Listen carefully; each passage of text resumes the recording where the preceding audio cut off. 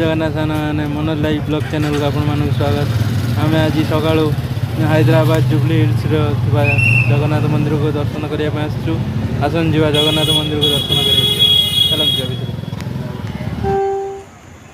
बर्तमान आम आसिक मंदिर पूर्वद्वार रे पहुँची जाइचु।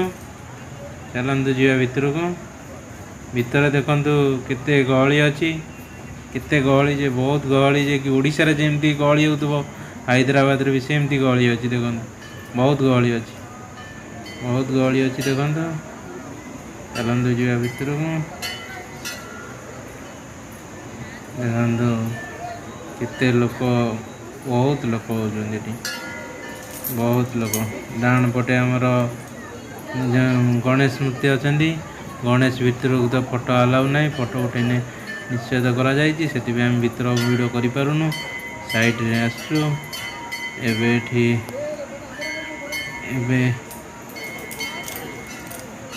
साइड रे देखंतु केते सब मूर्ति छोट छोट मूर्ति तैयारी होइछि। देखंतु बहुत सुंदर होइछि एते सुंदर जे कहिने सरीब नाही। देखंतु एटा ओडिया लोक माने देखंतु एटी केते लोक अछन। एटा मुख्य द्वार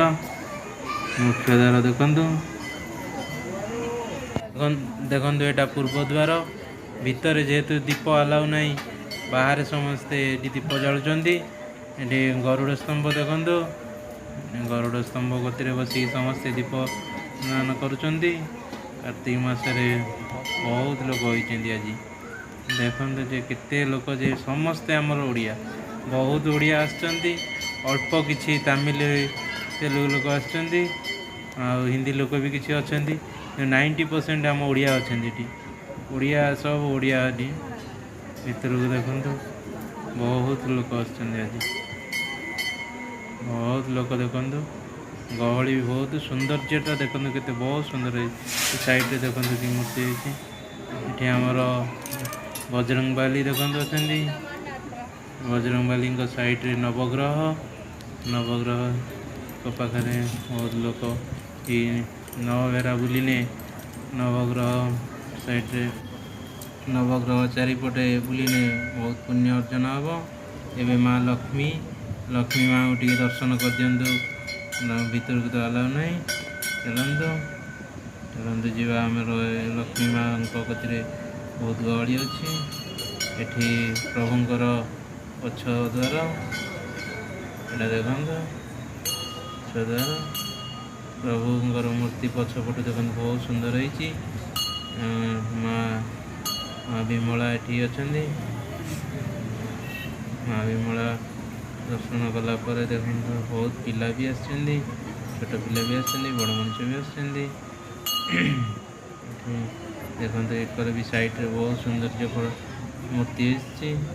देखंतु बहुत लोक बसचंती एठी बसिके प्रसाद खाउचंती। एठी पिला माने बहुत फोटो उठाउचंती भीतर को तो अलाउ नाही।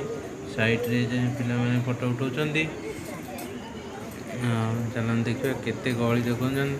आज कार्तिक पूर्णिमा रे आज बहुत लोक होइचंती। एठी आपण माने जदि हैदराबाद रे अछंती प्रभु को आसी दर्शन करंतु दर्शन करिके जानतु।